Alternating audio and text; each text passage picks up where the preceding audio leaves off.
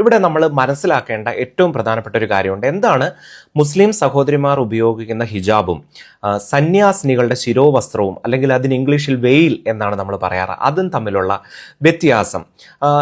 മുസ്ലിം സഹോദരങ്ങളെ സംബന്ധിച്ചിടത്തോളം അവരുടെ മതത്തിന്റെ ഭാഗമായി എല്ലാ സ്ത്രീകളും അത് അണിയാറുണ്ട്. പക്ഷേ സന്യാസിനികളെ സംബന്ധിച്ചിടത്തോളം അവരുടെ ശരീരത്തിൻ്റെ ഏറ്റവും ആകർഷകമായിട്ടുള്ള സൗന്ദര്യം നൽകുന്നതായ മുടി, അത് അവരുടെ സന്യാസം സ്വീകരിക്കുമ്പോൾ ദാരിദ്ര്യം, ബ്രഹ്മചര്യം, അനുസരണം എന്നീ പുണ്യങ്ങളോട് ചേർത്ത് ഈ ലോകത്തിൻ്റെതായിട്ടുള്ള എല്ലാ സുഖങ്ങളും സന്തോഷങ്ങളും സന്യാസിനി എന്ന നിലയിൽ പരിത്യജിക്കുന്നതിൻ്റെ ഭാഗമായിട്ട് ഇവരെന്ത് ചെയ്യും?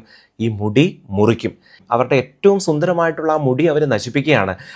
ഈശോയെ പ്രതി സമൂഹത്തിന് നന്മ ചെയ്യാൻ ഇറങ്ങാൻ വേണ്ടി ഇവർ എടുക്കുന്ന ത്യാഗത്തിൻ്റെ ഒരു സാക്ഷ്യം കൂടിയാണിത്.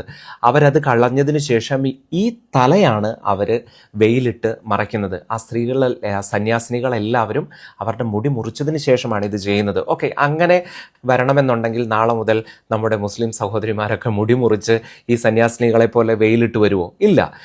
കുട്ടികൾ എന്ന നിലയിൽ അവരുടെ യൂണിഫോം അവർ ധരിക്കട്ടെ. സന്യാസിനികൾ എന്ന നിലയിൽ അവരുടെ യൂണിഫോമാണ് അവരിട്ടിരിക്കുന്നത്, അത് അവരും ധരിക്കും. കുട്ടികൾക്കിടയിൽ നിറത്തിൻ്റെ പേരിലോ പണത്തിൻ്റെ പേരിലോ ഒന്നും ഒരു വ്യത്യാസം ഉണ്ടാകാതിരിക്കാൻ വേണ്ടിയിട്ടാണ് സ്കൂളുകളിൽ കൃത്യമായ യൂണിഫോം പ്രിസ്ക്രൈബ് ചെയ്തിരിക്കുന്നത്. അത് എഴുതി കൊടുത്ത് ഒപ്പിട്ടതിന് ശേഷമാണ് അവിടെ ആളുകൾ ചേരുന്നത്. അത് ക്രിസ്ത്യൻ മാനേജ്മെൻ്റ് ആണ്.